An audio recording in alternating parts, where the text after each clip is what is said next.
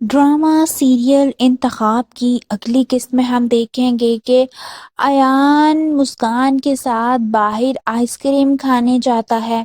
وہ ایک دوسرے کے ساتھ کافی زیادہ خوش ہوتے ہیں۔ جس ریسٹورینٹ میں وہ دونوں آئس کریم کھانے جاتے ہیں اسی ریسٹورینٹ میں موہنی بھی اپنے شوہر یعنی زارون کے ساتھ موجود ہوتی ہے۔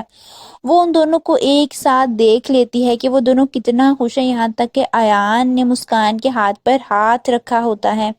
یہ منظر دیکھ کر تو موہنی کو آگ ہی لگ جاتی ہے، اس سے بالکل بھی برداشت نہیں ہو پا رہا ہوتا کہ ایان اتنا خوش ہے۔ اسے تو لگا تھا کہ موہنی کے بعد وہ خوش رہنا بھول گیا ہوگا، مگر یہاں اسے ہنستا مسکراتا دیکھ کر تو موہنی کو حسد ہونے لگتا ہے۔ وہ غصے سے سوچتی ہے کہ ایان نے تو زبردستی مسکان سے شادی کی تھی، وہ تو شادی بھی نہیں کرنا چاہتا تھا اور نہ ہی اس نے مسکان کو قبول کیا تھا، پھر یہ سب کچھ کیا ہو رہا ہے۔ دوسری طرف ہم دیکھیں گے کہ رحمہ اپنی ماں کے پاس جاتی ہے اور کہتی ہے کہ آپ نے اچھا نہیں کیا اس عورت کو پھر سے گھر میں جگہ دے کر۔ اس کا اشارہ اپنی بھابھی ساشا کی طرف ہوتا ہے، جس کو اس کے سسرال والوں نے اس لیے رکھا ہوتا ہے کیونکہ ساشا ماں بننے والی ہوتی ہے۔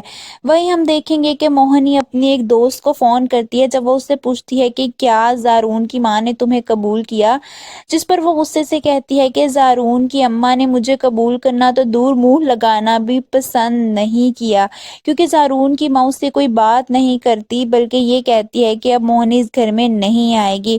موہنی سے یہ بھی برداشت نہیں ہو رہا ہوتا۔ دوسری طرف مرزا صاحب جب سنتے ہیں کہ مسکان باہر گئی تھی آئس کریم کھانے، ان کو یہ بات بالکل پسند نہیں آتی۔ وہ مسکان کو پھر سے کافی زیادہ باتیں سنانے لگتے ہیں اور کہتے ہیں کہ مجھے لڑکیوں کو اتنی ڈھیل دینا پسند نہیں ہے۔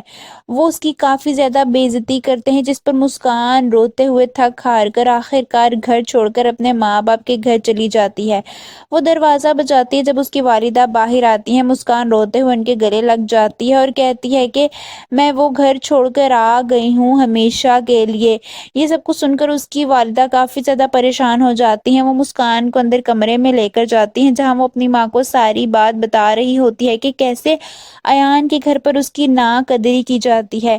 یہ سب بابر صاحب سن لیتے ہیں۔ وہ اندر آ کر اپنی بیوی سے کہتے ہیں کہ وہ مسکان کی حالت دیکھ کر بہت پریشان ہو جاتے ہیں اور پھر اپنی بیوی سے کہتے ہیں کہ میری بیٹی مجھ پر بھاری نہیں ہے، میں اسے ساری زندگی کے لیے رکھ سکتا ہوں، کیونکہ اب انہیں اس بات کا احساس ہو چکا ہوتا ہے کہ مسکان ہی ان کی سب سے سمجھدار بیٹی ہے اور اس نے اتنی زیادہ قربانی دی ہے۔